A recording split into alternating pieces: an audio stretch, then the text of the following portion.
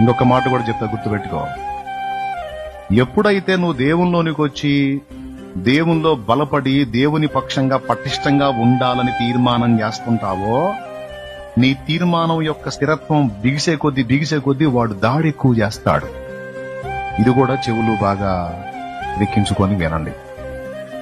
నువ్వు ఎప్పుడైతే దేవుని కొరకు బాగా పట్టుదలగా నిలబడాలని ఫిక్స్ అవుతావో, వాడి కుట్ర 7 అంతలు అధికం చేస్తాడు. ఇక్కడ చద్రకోళ్ల దగ్గరే జరిగింది.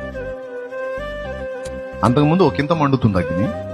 వీళ్ళు ఎప్పుడైతే దేవుని పక్షంగా గట్టిగా నిలబడ్డారో, 7 అంతలు ఎక్కువ చేయండి రదాన్ని అన్నాడు. ఎప్పుడైతే ఈ శోధన పెరుగుతూ ఉంటుందో, అప్పటిదాకా భక్తిలో బలంగా ఉన్నాడు డౌన్ అవ్వటం మొదలు పెడతాడు.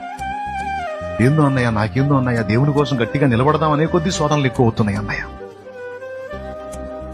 అంతకుముందు అసలు ప్రార్థన చేసేదాన్ని కాదన్నయ్య, ఈ మధ్య తెల్లవారుజాములు వేసి ప్రార్థన చేస్తుంటే చేసిన రోజే శోధన వస్తుంది అన్నయ్య.